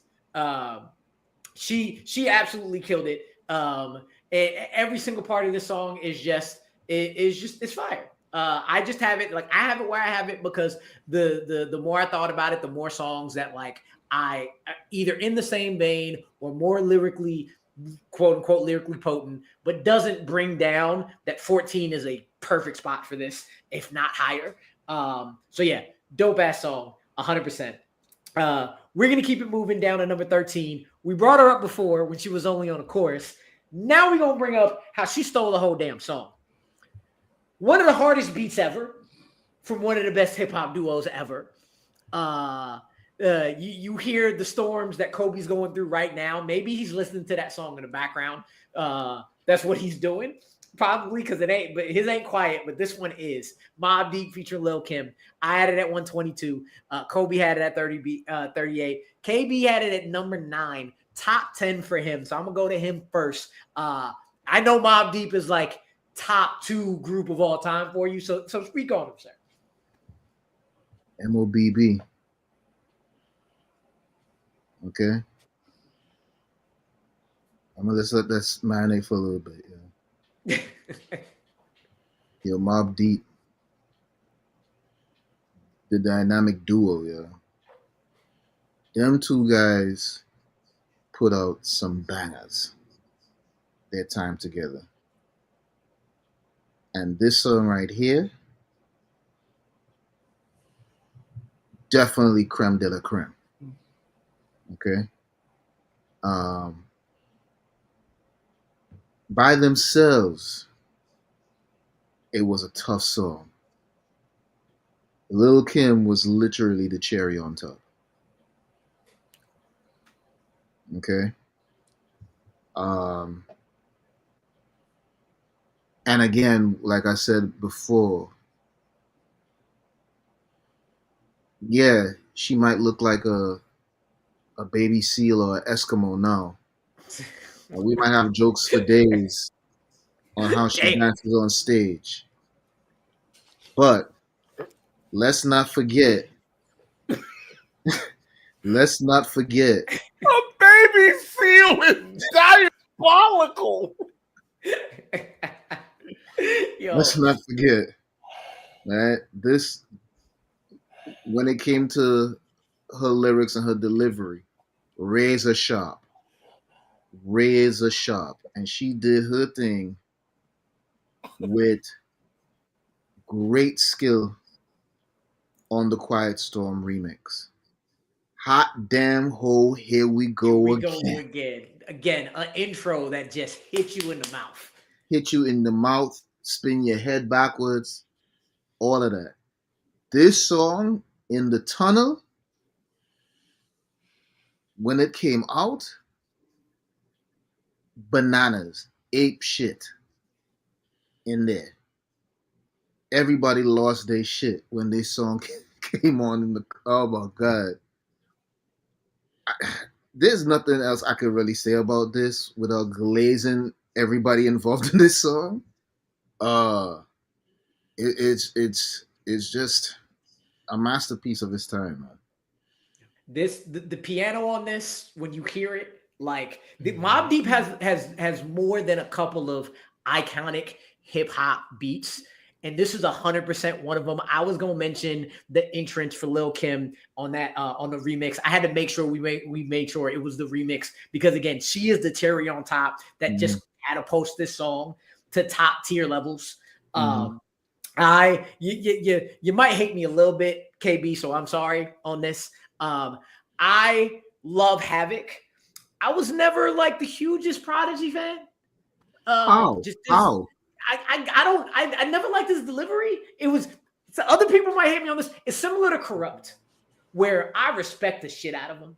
I understand how great they are, but the delivery for them, for some reason, it just doesn't click with me. So you liked Havoc's delivery on songs more than Prodigy? Is that what you said? Every time. Really? I always did. But interesting. This one, when he came on, and I was like, oh, okay, this is what I guess everybody sees but me, and I know I'm in the wrong. But like all three of them killed it on this. And just again, starting with the Quiet Storm, not even starting, just you have to wait like 20-30 seconds for the song to kick in, and you just getting ready. Right. And yeah, Prodigy coming in, I can never give enough of it. Yo, that's my shit. I need that. Yeah, it's when I was like, this for me, this is what everybody's talking about. I get it now. I get it. Yeah, it's gutter as hell. I know it played in the clubs in New York like fucking crazy. It went crazy when it came out. That video reminded me of a darker version of Hot in Here before Hot in Here came out. You just felt sweaty and you felt the rain and you felt it just all came down on you. Yeah, this song is immaculate. Kolby, you had it at 38. I'm gonna go to you next, sir. Yo, there's something about this song that felt so cinematic. Even when I was younger, I've never wanted to own a sword as bad because I've learned if you hear the song, all you hear in the background. Oh, you talking about the edited? You talking about the edited version? Yeah, it's just like that's all you heard, right? It's sword clanging, the glass breaking and shit. It's just like I want to own a sword. This I was like, whatever, like hood, like Shogun samurai fight was about to go down with katanas and shit. Like this was perfect. This was like it was like kind of like really like it was like this kind of like subterfuge of like we're about to rumble, right? Yo, if the fight between Beatrix and Oren Ishii had a hip hop song on it that wasn't Wu-Tang, it'd be this. Yes, like I can see that. Yes, I can see that. And that's what I've always associated in the snow and all that. Yes, yeah. Like I've always associated with the song and like the redness of like all I felt was like blood, but like rain, right? Like I knew that I was a creative at a very early age when this song made me visualize so much. Had no fucking idea what they were talking about. Okay, no idea. But damn, was this hard as hell? That doom doom. Like it's just it's great. Like it's sonically pleasing. Yes. Jay, go ahead, man. Go speak on a Quiet Storm, my number 13 on the list. Yo, y'all said everything pretty much, to be quite honest, being legit. Like the beginning with the rain and everything. I think we forget about the rain in the beginning. Like it sets a vibe for it. It sets a vibe. Like you said, if you would have seen the Beatrix or Randy Shii or just a black samurai, some nigga in a trench coat on buildings and on top of Manhattan with a samurai sword, even though they shoot shit out of them. But like you see something like that, they will shoot the shit out. Can you imagine reports in New York? There's a nigga on the roof with a sword. Bow, it's over. That's act one. But like it's hot damn hoe, here we go again. Light as a rock, bitch as hard as a cock. You're like, hey, ma'am. It's just one. It's one of the most iconic. It's one of the things that when it plays, you don't 9.5 times out of 10, you're not skipping Quiet Storm. You're just not. You're not at all. Not at all. Hey, this Rue, song I'm is absolutely crazy. I'm curious to see what you have to say about the next Mobb Deep song that comes up in the next episode, because I'm accepting what you're saying, but this song, I mean, that next song that's gonna come up, that next Mobb Deep song that's gonna come up, I just have to. I promise you, I will make it up to you. I promise you, I will make it up to you on that song next week when it comes out. Little sneak peek into what's 100% coming soon. But yeah, I just there was always something about him. There's always something about him. I was like, it didn't connect. Again, I'll make it up to you next week on that though. But yeah, Quiet Storm. Again, this week has been a week of songs I usually don't see in people's top 20s, top 10s, and I love it. I love how much these different songs are coming in. The next one is another one that's maybe not on top 10s a lot or top 20s, but a group that always is. And this song everybody loves. Baby. Yeah. Number 12 is Rosa First of all, Parks. can you never, ever do that again? Ooh, yeah. Never again. Hey, I'm gonna go to you first. I had it at 72. Kolby had it at 50. KB had it at 42. But Jay, I'm gonna go to you first. Rosa Parks, by Outkast. Go ahead, speak. The chorus, hush that fuss. Everybody move to the back of the bus. Do you want to rump and slump with us? We the type of people make the club get crunk. Nigga, listen. I met a gypsy and she hit me to some night games. This is one of the top, the left and right break, one of the top Andre 3000 verses. But this is part of that album that does not get the props it deserves. Aquemini does not get the props it deserves. Not at all. Blame that on the label. God, Aquemini deserves so much more respect in the hip-hop lexicon. We'll quickly go to Speaker Box Love Below, and let's be real, let's just keep Speaker Box out of it. How many people really cared about Big Boy's album? Let's keep it open. He had two or three tracks. You played Love Below. I don't know anybody that didn't play Love Below more than played Speaker Box. I'll tell you this, that was me. I played Speaker Box a lot more than Love Below, but that's a conversation for another day. I love both of them. Love both of them. But going back to Aquemini, Rosa Parks is just, again, hush that fuzz. Everybody just start bopping to it. It's that beat to it. It's something that it goes back to More Money, More Problems. This song starts, you know what it is. You can't help but smile and get a little bit happy. You can't be mad listening to no damn Rosa Parks. Nobody be like, hush that fuzz. Everybody get your ass in the back. No, you're not like that. There's an energy that comes up with this song. There's a vibe that comes with this. There's a mood shift with this song. And where it is at 12 is honestly, it's a wild 12 for me out of the top of all time. But yo, I'm not arguing it. Yeah, man. This song, we've had a lot of Outkast on here. This song was the first glimpse into how well you love an Outkast song, even if they're not saying anything for a long time, because you get that music break at the end and that preview what B.O.B. was going to do for that. And I'll just say the fact that Andre can come in on this song and just start storytelling about somebody he met on a bus, and it's some of the hardest shit you've ever heard. And you just going through it and you sitting on that bus with him after Big Boy talked his shit, talk about gypsies, and you smell the incense on that bus when he raps that. That's what you smell every time that verse comes up. And Andre is great. Big Boy is absolutely great. The beat is fire. Just immaculate. So I had a 72. KB, I'm gonna go to you next. Speak on Rosa Parks, man. I feel like when Rosa Parks came out, if this wasn't the first song that really helped them at least knock on the crossover door, I feel like this might have been the song that really like they was knocking on that door into crossover land.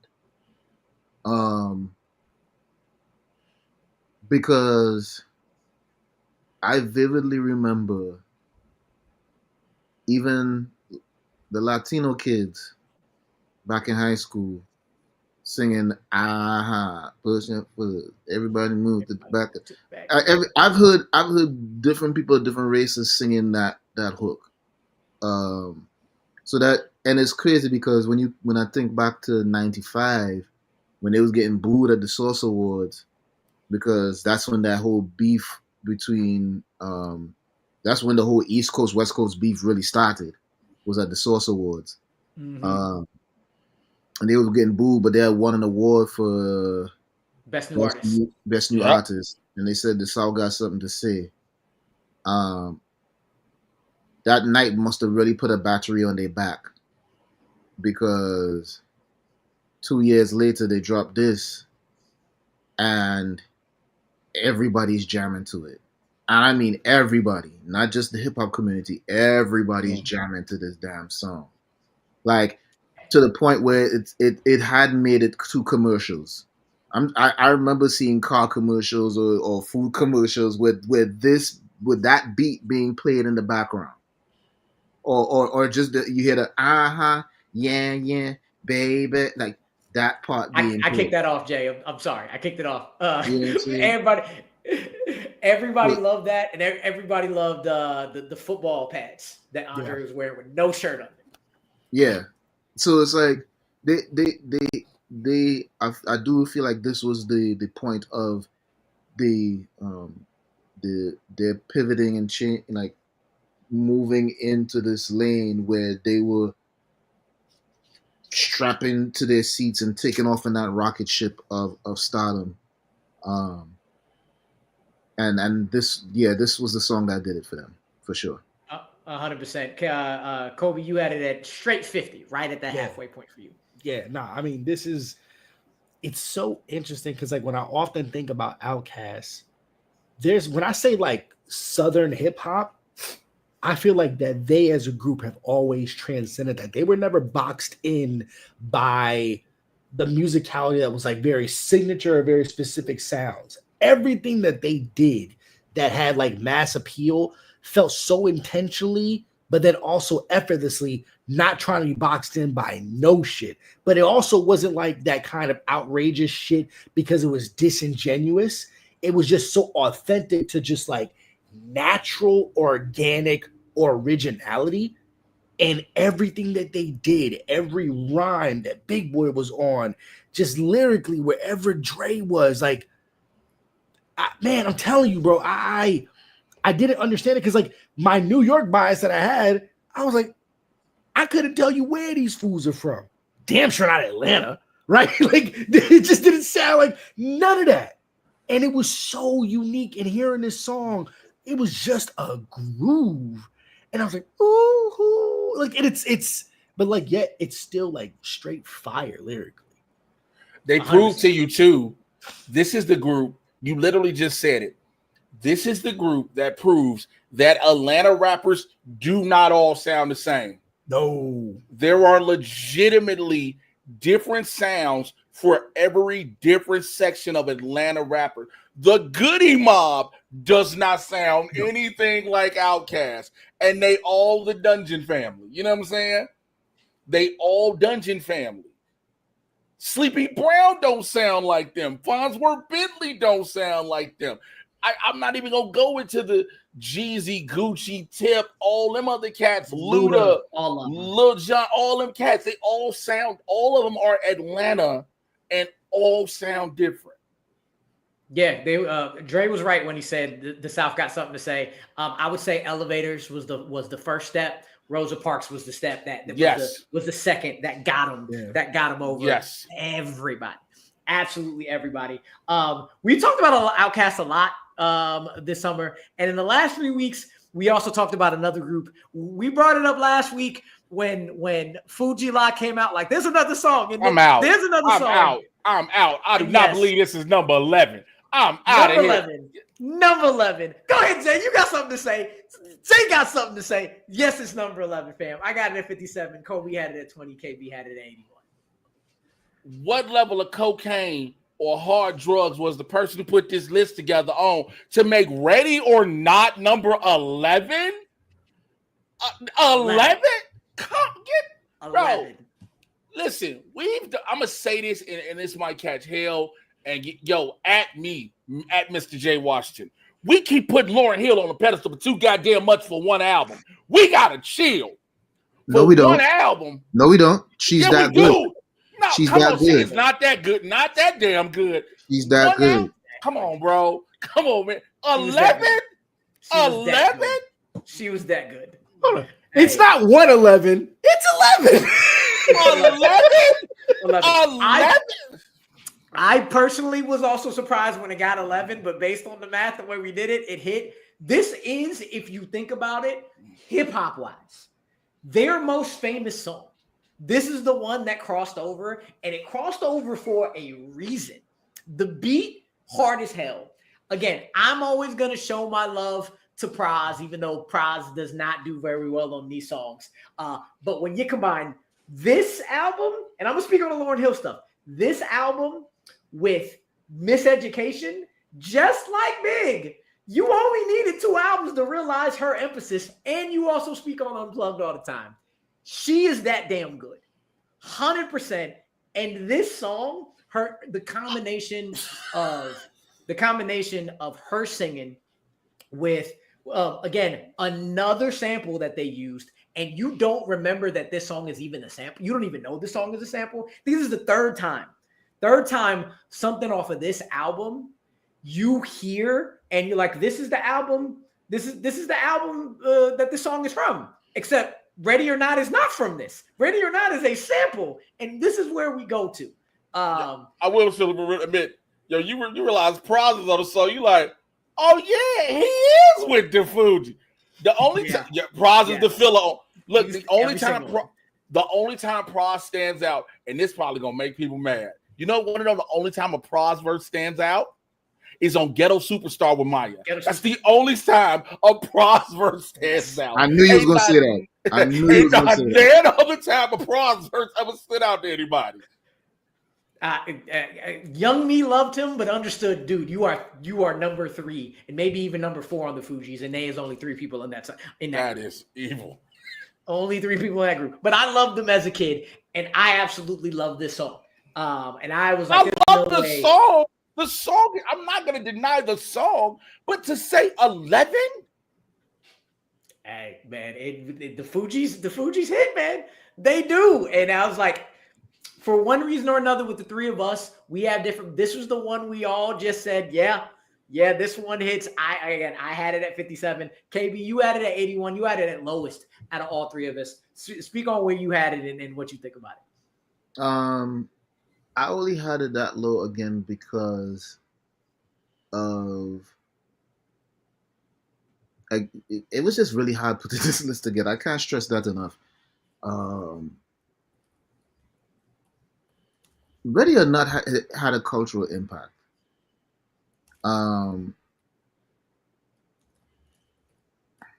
when I first heard Fugees on Radio Music Box, Video Music Box, sorry. What was that song? That's it was like Mona Lisa. Can I get a Can day I on get a day Friday? on Friday? Mona Lisa by the Fugees. Was it The Mona single Lisa, that they right? had, it was Mona Lisa, the single they had before the score came out. And and that was a catchy song, but I would have never imagined that they would have went from that to Fuji La and Ready or Not and all the other songs that they had on the score. Such a drastic change. The arrangement, the switching from singing to rapping, which was very frowned upon at that time too. You know, a lot of rappers wasn't keen Singing. on having singing on R&B stylish type songs. That changed. I feel like that definitely changed after this. I was one of the people that recognized the sample right away, only because I had seen Stephen King's Sleepers, and they played the original song, and I think Bar mentioned it. Had Yeah, the Enya sample yeah, here, yeah. So I recognized that right away, and then it was interesting to me because I would have never thought that somebody would have flipped that sample that way, and they did it right. Um, yes, Ready or Not, Fugees was a explosive record, and even if it was in the top 20, I would still be satisfied. Right? Top 30, lower on I the would. list. Yeah, like I would be. I'm not even mad at it being at 11. Like, I mean, it was an incredible song. It really moved the culture in a direction that, especially at that time, this was a crucial time in hip hop where people were doing, people like Fugees and Wu Tang and all these other artists that was coming around that time was doing stuff that people had not thought about, and it really shifted the culture and changed the way that people not only formed groups but created music. So yeah, I'm not mad at it. Yeah. I'm not mad at where it's at right now. I'm not. 11, man, y'all. I don't know why. I'm like, when we say of all time, bro. I was surprised. I was surprised, but hey, there is a hypnosis that this beat has that made me, an elementary schooler at the time, but I was keenly aware. Kolby, God damn. I was keenly aware of all my cousins was around me. This song, for some reason, put niggas deep in thought. They was contemplating shit that they didn't really have much going on in life. But there's something about this song that makes you feel like you're ready to give it all up. You don't know when your time is going to be. This provoked thought in life. There was a catharsis that was happening amongst the people. And there's this power, this hip hop magnetism this song has. Because if you really look at the lyrics, lyrically, it's a 7 out of 10. But when you match the intensity of Lauren, right, and what she represented, and like just the kind of like wherever she was being like positioned, right? Like you trying to like catch the light. Lauren was deep in that shit, and it everything just hit. And this just operated on a level that like you put this song in a club, you see people just like stop everything that they're doing. Like that's the one thing that I love about hip hop so much, right? Is that there's almost not a science to it. But there's something that music does where like there's just this incredible reverence that's given to this song. I can't quite pinpoint it, but when I did my math and I'm going through my individual artists, I'm going through these posse cuts, I'm going through these rap groups, like I was like, damn, it's there. But hey, we just all happen to kind of the cream rose to the top. Jake, I loved fries. I did. I'm sorry. All I know is I'm gonna leave it with this before letting Jay finish off. When Lauren finished the song talking about defecating on your microphone, you made me look up a word. I didn't know what you were saying, and then I saw it. I was like, yeah, man. But Jay finishes off here. However you want, it's all good because yes, we have it. So I had to do I was researching. And I was like, yo, I need to understand why she held in such a regard, right? Because it's just one album. Keep this in mind. But then I didn't realize this.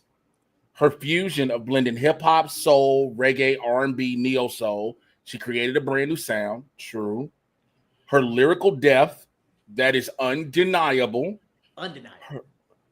Also, she was the first hip-hop album to win Grammy of the Year. Yep. So I forgot about that, and again, it is considered like they say it's still because it resonates with so many people 25 years later. I'm like, all right, here's my thing. I'm going to just say this. All of that being said, Lauryn Hill is an icon. Absolutely. But that don't warrant this motherfucker showing up 3.5 hours late on stage. That's my Not part. at all. I just think but I'll say this. Thank y'all for having me sincerely. It was a great discussion until you got to the bullshit of number 11. This is a great conversation. So that's that I want to say, man. Hey, listen, Lauren. Go ahead, KB. Lauren is the cake. Okay. What's my man name? Wyclef. Wyclef is the icing, and Praz is the sprinkles. Yeah. They all had a role to play, and they played it. But what if you don't want no damn sprinkles? I'm trying to think of the last time I ate sprinkles on a fucking cake. You can take them off. Hey, everybody!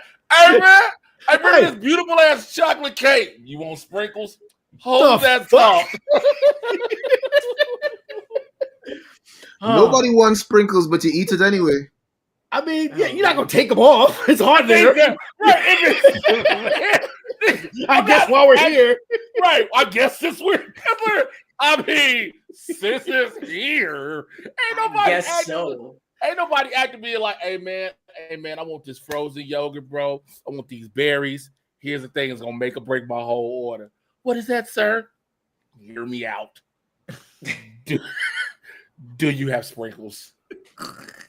Sir, we out of sprinkles. Well, cancel the whole goddamn order. I don't want none of this shit. You ain't got no sprinkles. You ain't got me. That's the thing. But this is the thing. In this scenario, we didn't think that we would need the sprinkles, and the sprinkles worked well with this. Nigga, we still don't need Prize. No, we still do. Let's not do Prize like that. Like that. We still needed some of them sprinkles. Hey, we've been talking about a couple people who caught cases are in jail. I guess we gotta bring him up too, even though he might not be some sprinkles we want to keep. I do want to thank Jay for coming on. Before we get out of here, quick recap of our number 20 to 11. Number 20, Got the Locks, was not the first time we've seen him on this list with Money, Power, Respect with Lil Kim DMX. Number 19, 99 Problems with Jay-Z. Number 18, They Back Again, Jadakiss and Styles P, We Gon' Make It. Number 17, Snoop D-O Double G with Gin and Juice. Back to back, number 16, New York State of Mind. Not sonically pleasing, but absolutely essential. Number 15, The Motherfucker Is Now a Verb, Ether. Number 14, again, You Don't Like More Money, More Problems. We Don't Know What's Wrong with You. Number 13, Quiet Storm by the MOBB. Number 12, Rosa Parks, Outkast. And yes, at number 11, sprinkling it off right at the top is Ready or Not with the Fugees.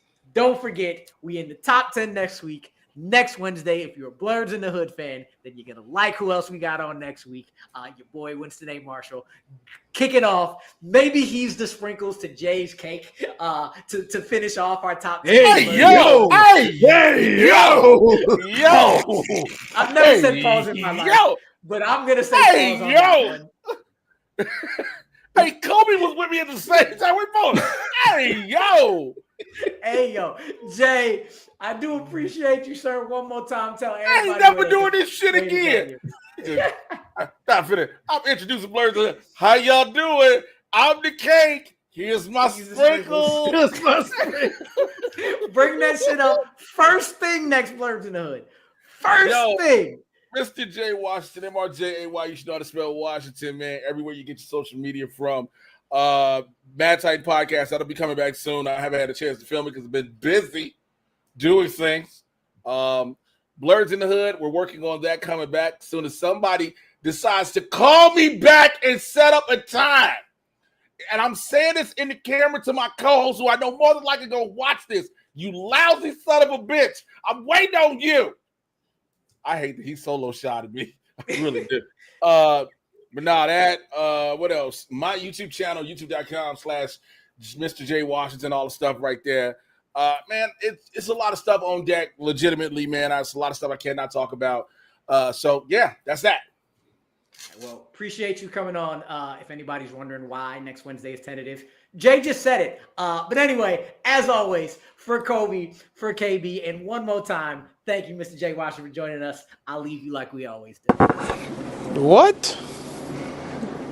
Bro, what are you talking about, man? Bro, I'm out, man. That nigga's tripping.